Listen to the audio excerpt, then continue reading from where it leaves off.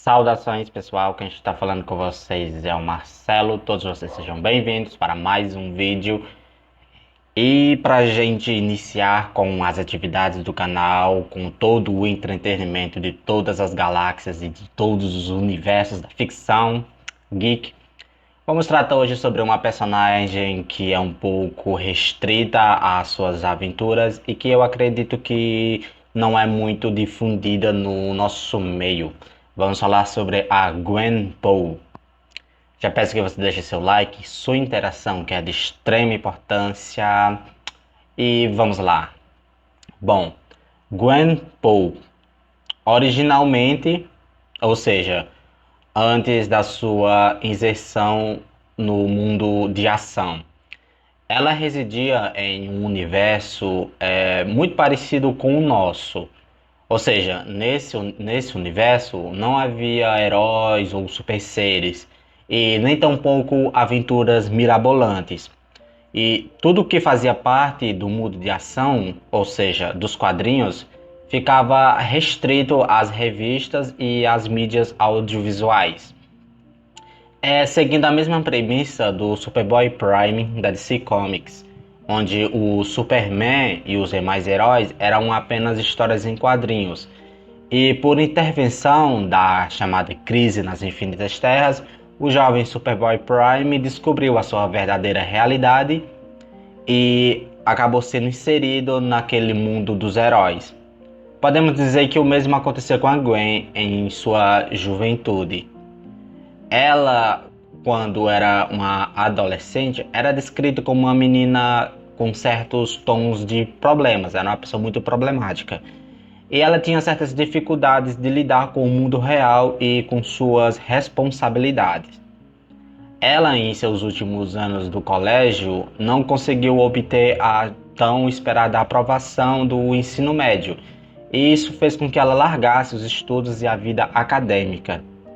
Então, após ela largar a escola e tudo que estava relacionado a ela acabou se vendo em um mundo estranho, um mundo dos adultos. E sendo ela, a Gwen, sem aptidões para arranjar um emprego, sem um repertório, ela passou a fugir da sua realidade com uma forma de se sentir aliviada daquilo que muitos julgavam como um fracasso. Agora, depois que ela foi inserida na vida adulta, ela passou a ficar isolada e ela foi abandonada por aqueles que ela um dia julgou serem seus amigos. A jovem adulta Gwen passou a consumir de forma frenética histórias em quadrinhos, histórias de heróis e tudo que envolvia essa temática. E por um longo tempo foi bom para ela, pois a mesma se sentia aceita e era como um doce alívio do estresse e uma fuga de si mesma.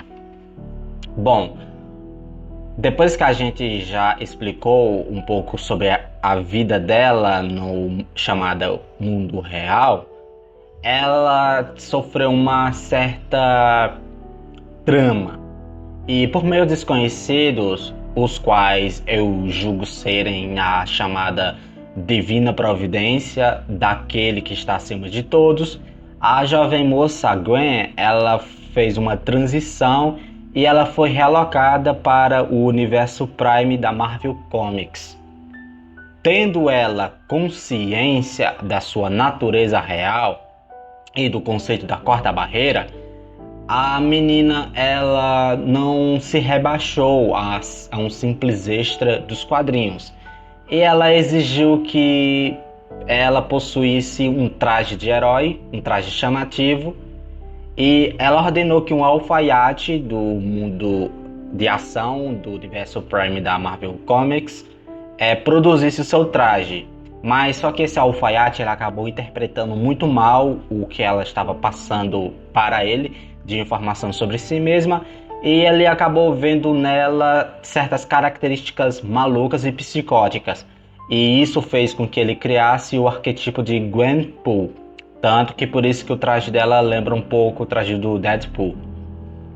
Agora no mundo de ação, no mundo dos quadrinhos, e tendo noção daquela realidade de ficção e da sua natureza real, a Gwen ela passou a agir como um tipo de super vilã ou mercenária. Não aquele tipo de super vilão que rouba banco, que comete crimes, rouba carros. Não. Ela agia como uma mercenária que roubava itens valiosos e revendia. A sua primeira aventura no mundo de ação foi um roubo de uma cepa viral e o intuito dela, ao roubar essa cepa viral, esse agente viral, era vender para a Hydra como uma arma biológica. A Gwen, como ressaltei, ela sabia da sua natureza criativa e ficcional dos quadrinhos. Ela sabia que aquelas aventuras, que aqueles personagens, ela sabia que eles não eram reais. Sabia que tais eventos eram improváveis em uma realidade palpada na física e na lógica verdadeira. E ela via tudo aquilo, todas as pessoas, todos os personagens, todos os eventos daquelas histórias às quais ela estava sendo inserida, como meros desenhos. E ela, sabendo das hipérboles dos quadrinhos, onde os heróis sobreviviam a combates, a explosões, a rajadas de raios cósmicos, ela passou meio que a se arriscar loucamente, pois ela sabia que ela não morreria. Ela tinha tamanha certeza de que ela poderia se arriscar como um imortal, que ela não morreria. No entanto, após aventuras, ela entendeu que aquela realidade não era uma realidade cinza e branco, ou seja, não era realidade totalmente ficcional, e que algo maior as comandava para um único objetivo. E, portanto, aquelas realidades e aqueles personagens e aquelas pessoas tinham seu certo valor. Algo que ela acabou aprendendo e entendendo quando a mesma se juntou aos Vingadores da Costa Oeste. Quais são os poderes e habilidades da Gwenpool? Bom, quando ela foi transportada para o universo de bolso da Marvel Comics, a Gwen ela tinha a capacidade de entender os conceitos dos quadrinhos e, portanto, sabia interagir com as legendas e as cores da sua revista de herói. Ou seja, ela tinha a capacidade de entender, ela tinha a noção básica de que havia letras, frases, balões. Ela tinha a capacidade também de mover os objetos pelo espaço e pelo tempo, através dos quadros da história. Tinha capacidade de interagir com distintas Gwens da mesma página. Ela também, quando esteve no seu período em seu próprio universo de origem, no seu universo original, ela lia incontáveis histórias em quadrinhos. E isso dava a ela uma certa capacidade de saber quem as escrevia e, de certa forma, sabia os alter egos dos heróis.